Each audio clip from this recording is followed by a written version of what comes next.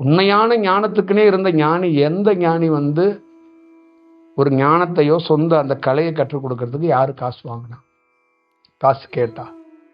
நீங்க சொல்லுங்க. டெக்னாலஜி நீங்க யூஸ் பண்ணுங்க, டெக்னாலஜி ஒன்று யூஸ் பண்றதுல ஒன்றும் தவறு கிடையாது. ஆனா காசு வாங்கிட்டு தானே டெக்னாலஜி அதையும் சேர்த்து கொடுக்குறீங்க.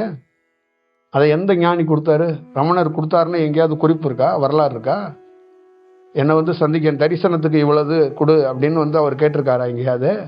புத்தர் என்னை சந்திக்கும் போது என்னுடைய மாணவரா என்னை சந்திக்க வந்தா என் சந்திப்புக்கு இவ்வளவுன்னு ஏதாவது கேட்டிருக்காரா? கர்த்தர் கேட்டிருக்காரா? இல்லை ஏதாவது பிற ஞானிகள், பழமையான ஞானிகள் யாராவது கேட்டிருக்காங்களா?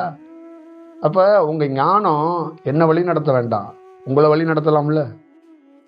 இப்ப உங்க ஞானம், உங்களுடைய உண்மையான தியானம் என்னோட உங்களுக்கு தான் அதிகமா தேவைப்படுது. அப்ப அது இருந்தா என்னன்னு உங்களுக்கு தெரிஞ்சிடும். நீங்க கையில பணத்தை தொட மாட்டீங்க, ஞானத்தை எல்லாத்தையும் கொடுக்கணும்னு நினைக்கிறீங்க.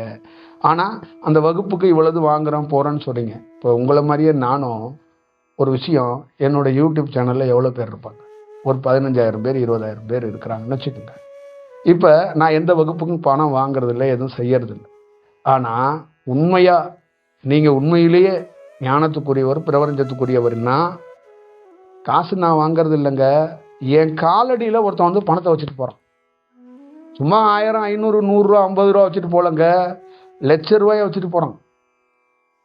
நீங்க என்ன ஒரு விளம்பரம் ஆகி ப்ரமோஷன் ஆகி நீங்க பெரிய பிரபலமானதுக்கு அப்புறம் உங்க காலடியில் கொண்டாந்து பணம் வைக்கிறது பெரிய விஷயம் இல்லை.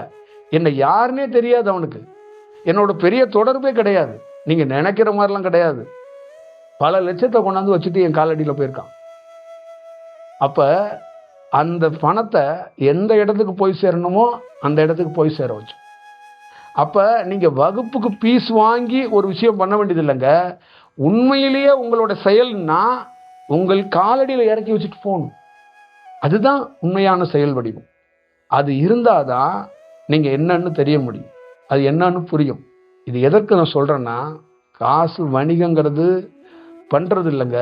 உண்மையான விஷயம்னா பிரபஞ்சத்திலேருந்து அனுப்பப்படும், அது ஈர்க்கப்படும், அது தானா நடக்கும். நீங்க கிரியேட் பண்ணக்கூடாது. தண்ணிய மனுஷன் காட்டி கொடுக்கறதுல ஒரு செயல் இருக்கு, ஞானி காட்டி கொடுக்கறதுல ஒரு செயல் இருக்கு. தண்ணி தான். இயேசுநாதர் கொடுக்கிற ஞானஸ்தானத்துக்கும் மனிதன் கொடுக்கிற ஞானஸ்தானத்துக்கும் வித்தியாசம் இருக்கு. ஒரு டீச்சர் கொடுக்கிற தீட்சைக்கும் ஒரு குரு கொடுக்கிற தீட்சைக்கும் வித்தியாசம் இருக்கு. அப்ப எல்லாம் ஒன்னாயிராது. அப்ப அதுக்குள்ள சில விஷயங்கள் இருக்கு, அதை நீங்க புரிஞ்சுக்கணும், தெளிவடையணும். அதுதான் ரொம்ப முக்கியம்.